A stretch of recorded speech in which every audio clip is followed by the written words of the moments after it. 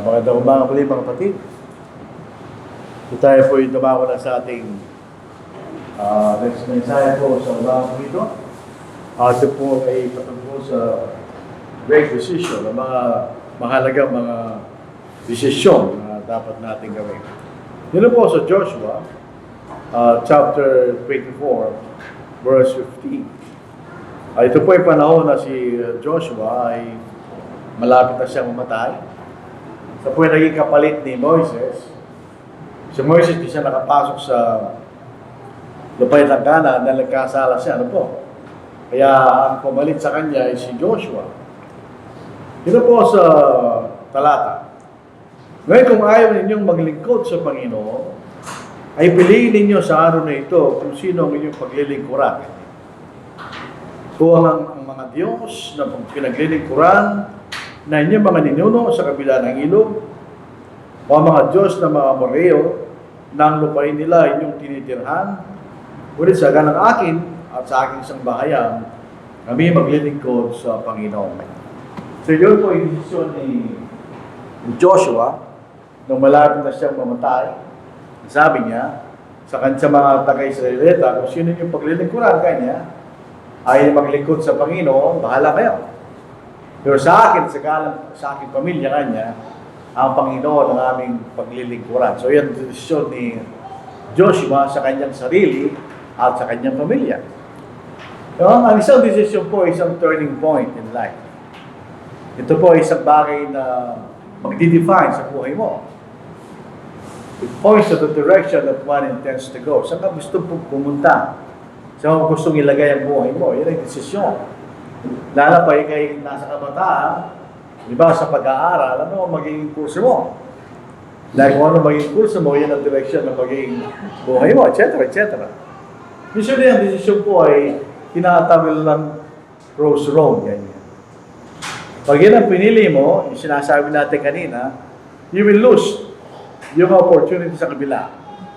Kaya ito isang mahalagang desisyon. Usually, palaging dalawa yan. Dito ba ako pupunta o doon ako pupunta? So, kung dito ako pupunta, meron ako pupuntahan. Hindi ka na makapunta doon. So, anong pipiliin mo, yan ang magiging direksyon ng inyong buhay. Ganyan. At mahalaga na ang ating desisyon ay tama. Dahil po ay magpapatibay sa ating karakter. Kapag nagkamali tayo, madadala rin ang ating pamumuhay, siyempre. Tandaan po natin, ang ating judgment palagi ay di palaging accurate. Doon sa Proverbs chapter 14 verse 12, ang sabi ni Solomon, may daan na tila matwid, pero ang daan yun ay daan ng kamatayan, ganyan. So kailangan tayo mag-ingat sa mga desisyon na ating ginagawa. Ito ang ating pag-aaralan po sa araw na ito. Dito po sa pagkakataon na ito, si Abraham at saka si Lot, sila po ay biniyaan ng Diyos dahil binigyan sila ng maraming pag-aari at maraming mga hayop. Pero sabi nga natin, ito yung sinasabi sa economics law of diminishing return. Limitado yung lupa, marami nakatira. So hindi na kakayanin ng lupa yung mga hayop ni Lot at ni Abraham. So kailangan sila maghiwalay. Dito sa Genesis 13 verse 10, and Lot lifted his eyes and saw the plain of Jordan, yun po yung, that it was well watered everywhere, before the Lord destroyed Sodom and Gomorrah. Alam natin, nang sumula ng Genesis, nakita niya yun.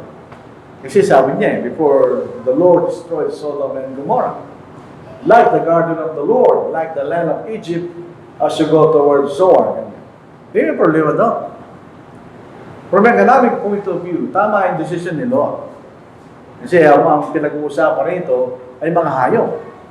So kailangan nila ng tubig, di ba? Para mabuhay yung hayop. Pero hindi niya alam na yung nakatira sa pupuntahan niya lugar ay mga tao masama. If yun ang naging decision niya, at least nag-decide siya. Ang point natin, kailangan tayo mag-decide. Ngayon, kung mali decision mo, you will reap the consequence. Dahil ang pinuntahan po ni Lot ay mga tao masama. Yung, kung titignan natin ng kasaysayan niya, may dalawang anghel na lalaki na pumunta sa Sodom. Doon si Lot. Ang sabi ng mga lalaki, kinakatok na rin yung bahay. Palabasin mo yung mga bisita mo kanya, gusto namin sila makilala. Ano masama doon? Sabi niya, wag, kani Lot, meron akong dalawang anak ng babae kanya. Binibigay ko na sa'yo. Wag lang yung aking mga bisita kanya. So, ibig sabihin nila makilala, know them sexually. Lalaki yun eh. Lalaki rin yung mga anghel. So, ito yung mga bakla. At siyempre, kung mga lalaki bakla, ay mga babae tomboy, siyempre. Nawala na yung natural na pagkagamit. Yun ang dahilan ba't sila sinira ng Diyos. Dahil sa karumaldumal na kasalanan. Ang nangyari kay Lot, sa decision niya, from an economic point of view, okay lang siya eh. From a spiritual point of view, nagdusa siya. Kasi araw-araw si Lot ay napipigati sa mga bagay na nakikita niya sa kanyang lugar. Nung panahon na sisirain na ng Diyos ang Sodom at Gomorrah, yung dalawang anghel na sinugod niya, winaningan si Lot. Ay lasin mo na kanya lahat ng iyong mga anak at ng mga kamag-anak mo kayo sa lupain na ito. Sapagkat gugulawin ng Diyos ang lugar na ito kanya. Yung mga manugang ni Lot, tumawa sila. Hindi totoo yan kanya. So natira lang, 4 sila. Si Lot, yung asawa niya, at yung dalawang anak niyang dalaga. Sabi lamang dalawang tao, huwag kayong lilingon. Basta tumakas si diretso, huwag kayong lilingon. Nung lumingon yung asawa ni Lot, naging aligis niya ng asin. So natira yung dalawa niyang anak na dalaga. Ito yung malungkot sa decision ni Lot. So sila ay pumunta sa bundok. Sila 3 lang. Ngayon, ang tradisyon ng mga tao noon, hindi maaari ng isang lalaki ay mawalan ng lahi. Ayon sa kautusan ni Moises, pag isang lalaki ay namatay na walang anak, yung pinakamalapit na kamag-anak, yung kanyang kapatid, o yung kanyang pinsan, ang maging asawa ng asawa niya para magkaroon siya ng lahi. So, nangyari dito, yung dalawang anak na dalaga ni Lot, sinipingan si Lot. At para magkaroon ng lahi si Lot. Yun ang mga naging Moabita at yung isa pang lahi sa Israel, sa lugar na yun. So, ito kanyang desisyon niya. Hindi niya nakikita yung panganib ng kanyang desisyon. So, he reaped the consequences ng kanyang desisyon. Si Abraham, pinili niya manatili doon sa lugar na yan. Hindi ko lang alam kung ano mangyayari kung si Abraham ang pinili niya yun. Kasi sabi ni Abraham, kung pupunta ka sa kaliwa, pupunta ka sa kanan, kanya. Pupunta ka sa kanan, pupunta ka sa kaliwa. Ayun ang pinili nila. So ito isang nagpapakita sa atin, mahalaga ang decision mo. Lalo pag hindi natin naalintana yung magiging consequence ng ating desisyon, yan na sila. So yun nalungkot. Siyempre, siya matuwid na tao, pero in the end, hindi naging maganda, naging bunga ng kanyang desisyon. Si Moises po ay naging anak ng Phaaraoh. Ang kasaysayan po niya, si Moises, meron pong utos ang Phaaraoh na patayin ng lahat ng mga anak na lalaki ng mga Israel. Kasi yung mga Israelita, ang dami nila, ang bilis nila lumago. Para mapahinto yung paglago ng mga Hudyo, papatayin yung mga lalaki. Kasi yung mga babae, pag nag-asawa sila ng mga taga-Egypt, maging Egyptian yan. Yun ang sitwasyon ng panahon na yun. So, si Moises, dahil siya ay gustong iligtas ng kanyang magulang, nilagay siya sa lalakyan at nila sa ilog. At siya sinundan ni Miriam, yung kanyang nakatatag ng kapatid na babae. At napulot siya ng anak na dalaga ng Phaaraoh. At yung kanyang tinuring na anak. So siya naging mayaman at naging makapangyarihan sa lupain ng Egypto. Pero dumating ang panahon na laging tagapag-alaga ni Moises ay yung nanay niya. Nasabi ng batang babae, meron po akong kilalang Hebreo kanya na maaaring mag-alaga sa kanya. Siyempre yung nanay niya, bagong panganak. So ang nanay niya ang nag-alaga kay Moises. Ngayon, pagdating ng araw, itong nangyari kay Moises. By faith, when he became of age, kung siya nakarating sa taktang edad, actually 40 years old, refused to be called the son of Pharaoh's daughter. So, iniwan niya yung kanyang pagiging taga-Egypto. Choosing rather to suffer affliction with the people of God than to enjoy the passing pleasures of sin. So, yung pamumuhay niyang marangiya sa Egypto ay kasalanan sa Diyos. Dahil siya sumasama sa Diyos. Ang nature po ng kasalanan, ito ay pleasure, totoo yun. Lahat ng kasalanan ay masaya sa simula. It's a passing pleasure. Pag pinabayaan natin, yung consequence niya, hindi magiging maganda. Esteeming the reproach of Christ greater riches than the treasures in Egypt, for he looked to the reward. Ang desisyon ni Moises ay higit doon sa kanyang pasamantalang pamumuhay sa lupa. Ang desisyon niya ay patungo doon sa gantimpala. Alam po natin by faith, kasi sinabi ng Diyos siguro sa kanila na kailan maging gantimpala ay yung lupa sa langit. So iniwan ni Moises yung karangyaan at kapangyarihan sa Egypto, nasabi rito, the passing pleasures of sin, para maging manguna sa bayan ng Diyos. So yun ay desisyon ni Moises. Tama ba yung desisyon niya? Tama. Bakit ang kanyang binigyan na priority? Hindi yung kasiyahan na taglay niya bilang anak ng Paraon sa Egypto, kundi yung wala hanggang gantimpala kanya. So tama, ginawa ni Moises, di ba? Si Lot, medyo palpak yung kanyang, in by hindsight, palpak yung decision niya, pero si Moises tama yung decision niya. Pinili niya kanya, sabi rito, choosing rather to suffer affliction o kahirapan with the people of God than to enjoy the passing pleasures of sin. Pinili niyang sa panig ng Diyos kaysa sa panig ng pasamantalang kasiyahan ng kasalanan. Yung binasa natin kanina. Pasilin po niya sa context nito, yung bansang Israel, hindi sila tapat sa Diyos. Nakamtan na nila yung lupain sa pangunan ni Joshua. Pero bakit sinasabi ni Joshua yung mga bagay na ito?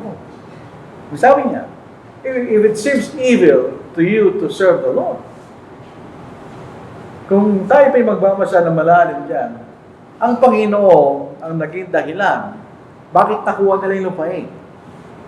Ito yung pagtupad ng pangako ng Diyos kay Abraham, di ba? Sa Genesis 15. Ito yung lupain na bibigyan ko sa iyong lahi, kanya. At ito yung tinupad ng Diyos. Nakita nila yung kapangyarihan ng Diyos habang tinupad ng Diyos yung pangako niya. Nakita niya kung paano giniba ng Diyos ng Jericho na napakahirap pasukin sa physical na paraan lang. Ito yung giniba ng kapangyarihan. Nakita nila lahat yun. Pero ano ang kailang kaisipan?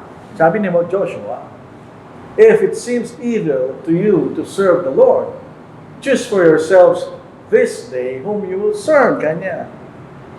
Kung masama kanya na paglingkuran niyo ang Panginoon, piliin niyo kung sino paglilingkuran niyo kanya.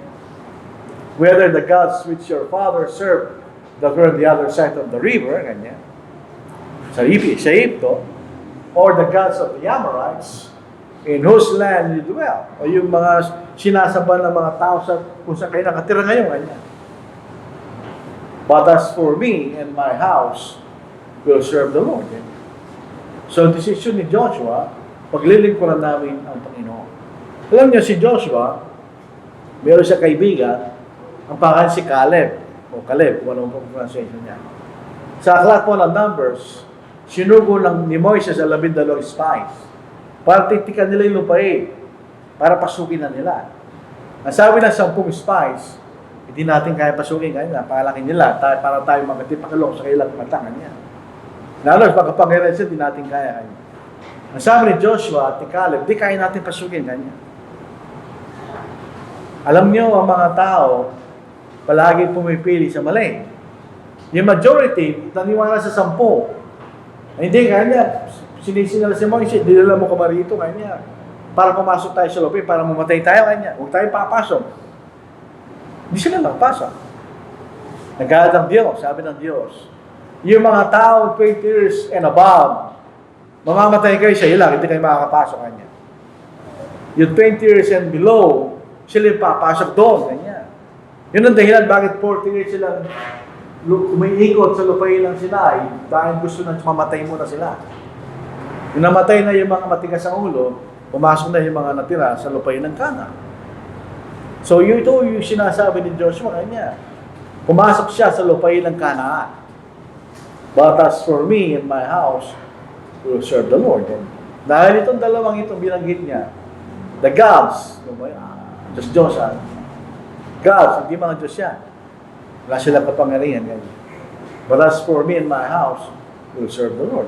Katulad ni Moises, pinili nila ang paglingkod sa Panginoon.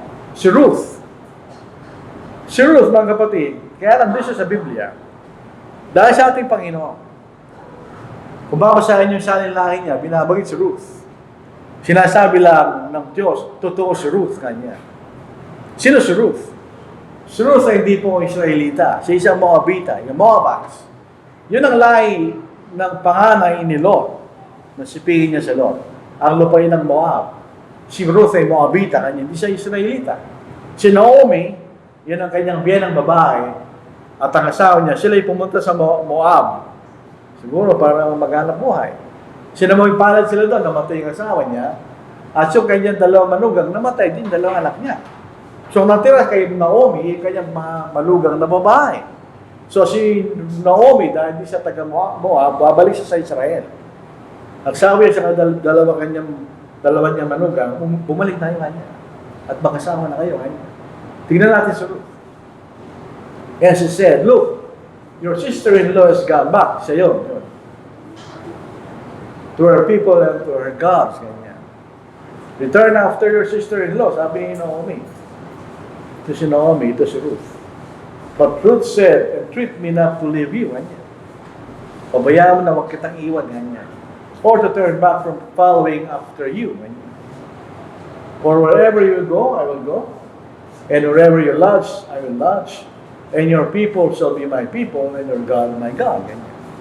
Kasi si Ruth hindi po sa taga-Israel, pero siya naging ninuno ng ating Panginoon ay sa lamang. Pinakita niya ni Ruth ang kanyang katapatan kay Naomi.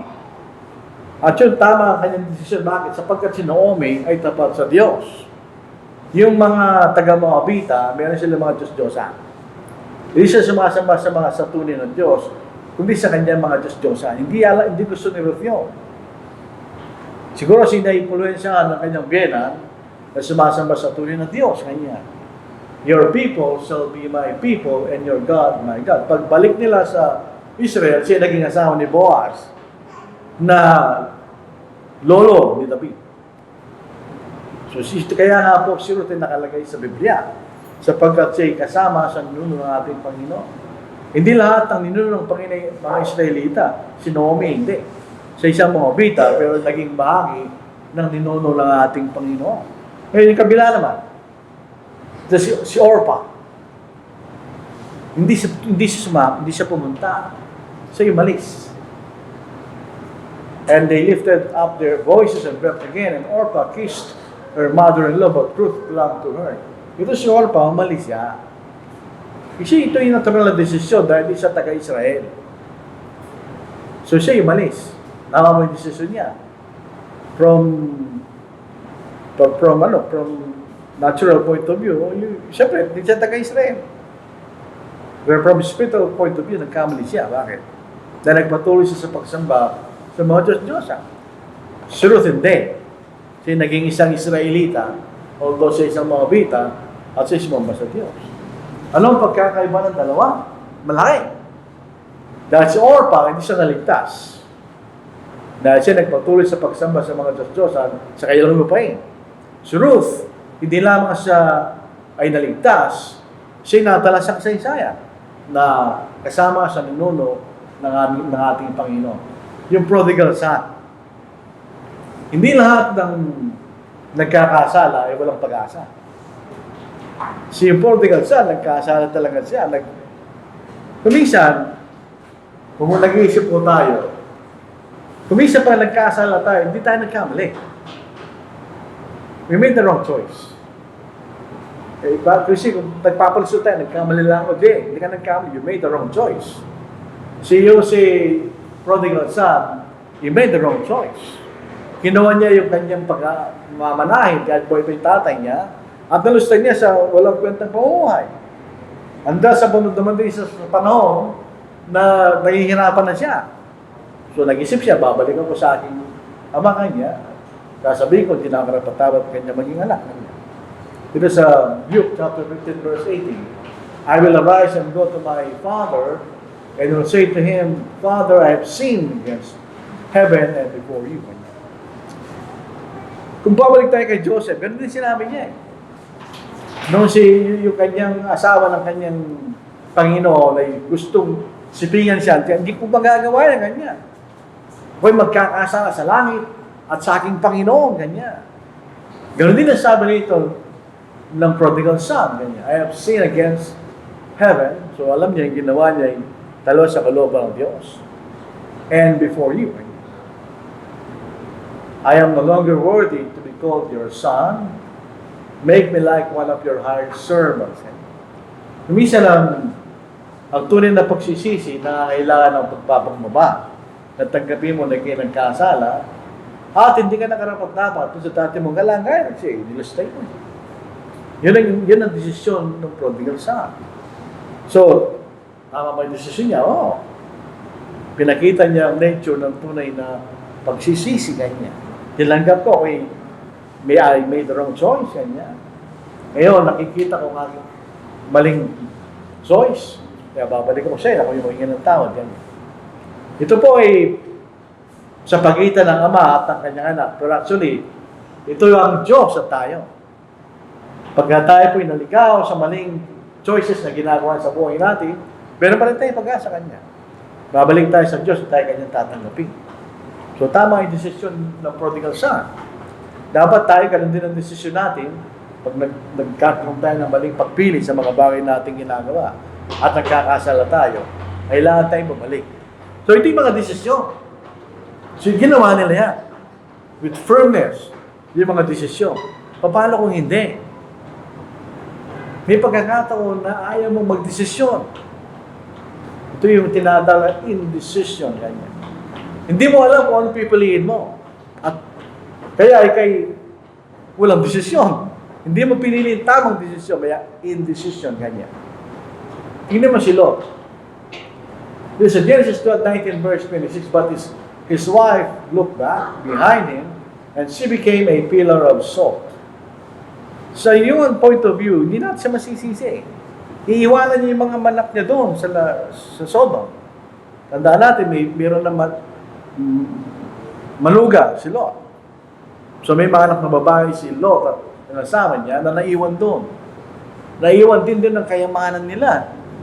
Naiwan doon ang kailang tahanan. So lumiyon siya. Gusto niya malaman kung ano nangyari sa pinanggalingan niya. Pero ito italiwas. Doon sa sinabi ng dalawang anghel. Huwag kayong lilingon kahit anong mangyari kanya.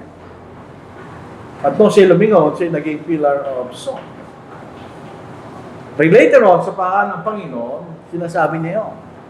You have to decide, kanya. Kung ano yung tama. Tingnan niyo yung asawa ni Lot.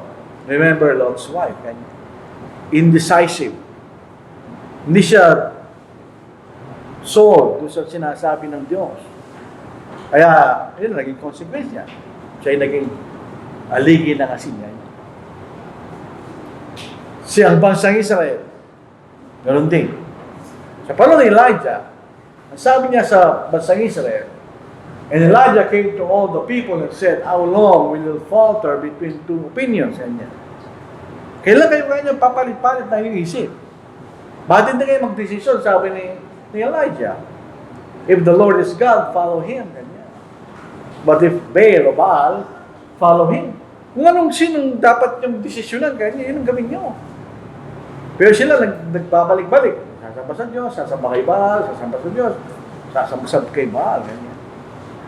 But the people answered him not a word. So, hindi siya nag-decide. So, ano nangyari sa bansang Israel? Sila pinurusahan ng Diyos. Because of their indecision. Isa ng indecision na ditudulot na masama. Kailangan mo pigilin, hindi mo pipigilin, masama kung ano.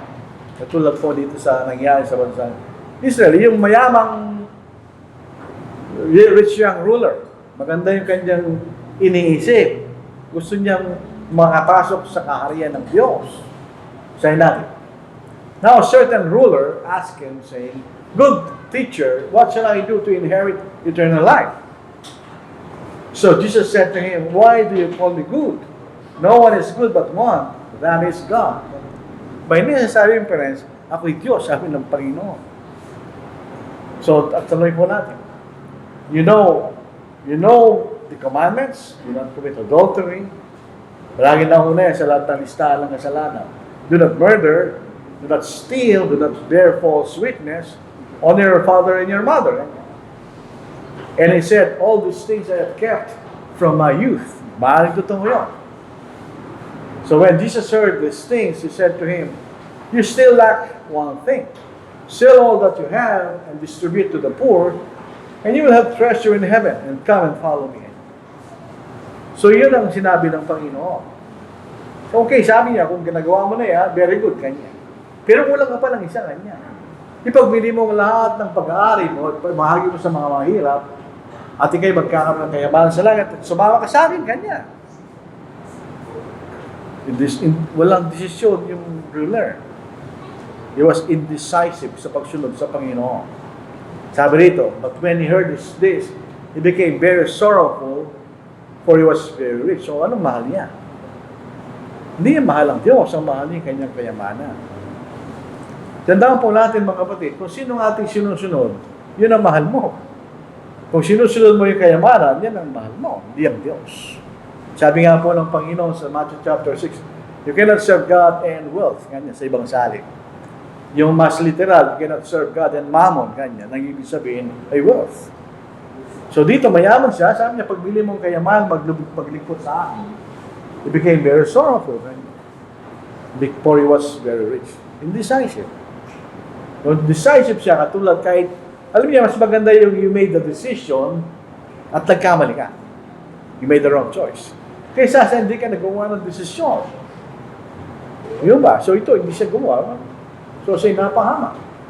Si Pontius Pilate. Si Pontius Pilate, meron siyang pagkasa na ligtas niya yung sarili niya. Pero alam niyo, si Pontius Pilate sa isang politikong tao. Lahat ng politikong tao, hindi sila nagdidesisyon. They always compromise. Tandaan po natin yun. Gusto mong masolve ang problema, huwag ka pumunta sa isang politiko. Ang mga tatanggap ay compromise. Dahil yun ang kailang nature. Yun ba? So si Pontius Pilate, then the multitude crying aloud began to ask him to do just as he had always done for them. But Pilate answered them, saying, do you want me to release to you the king of the Jews? For he knew that the chief priest had handed him over because of envy. But the chief priest stirred up the crowd, so that he should rather release Barabbas to them. Pilate answered and said to them again, what then do you want me to do with him? May you call the king of the Jews? Doon sa John, sabi niya, wala akong nakitang kasalanan sa taong ito kanya. Pero dito sa Mark, so they cried out again, crucify him.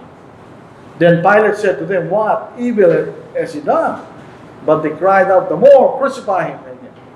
So Pilate, wanting to gratify the crowd, in compromise, released Barabbas to them, and he delivered Jesus after he had scourged him to be crucified. So may pagkakataon sa Pontius Pilate na ligtas sa sarili niya. Na kung sabi niya, wala namang kasalanan itong tao ito, bakit yung papatayin? Hindi ko siya papatayin. Dapat yung decision niya, di ba? Pero hindi, sabi niya, sige kanya. Sige, bahala mo kay Jesus. Ako, nagbugos ng kamay, kapa. Wala akong kasalanan dyan, kanya. Pero may kasalanan siya. Yun ang opportunity na gawin kami niya yung tama, pero hindi na ginawa. So siya nagkasala sa Diyos, di ba? So yun din ang problema ni Pontius Pilate. Hindi niya ginawa yung dapat niyang gawin. Si Agrippa.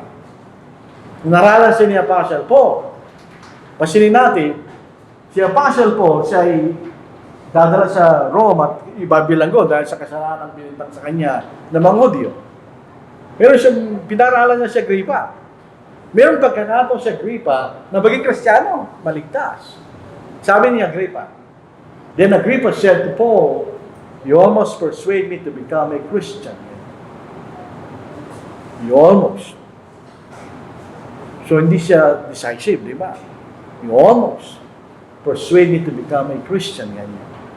And Paul said, I will to God that not only you, but also all who hear me today might become both almost and altogether as I am, maging Kristiyano, except for this change. Ganyan.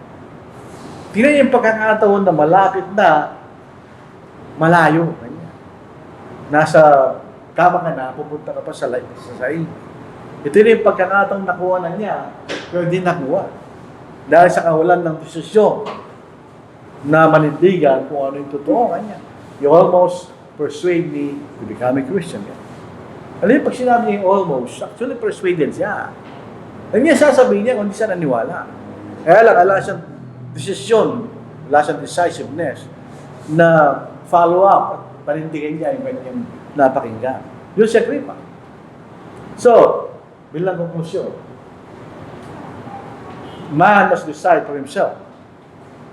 No one can decide for you. Yun ay decision mo.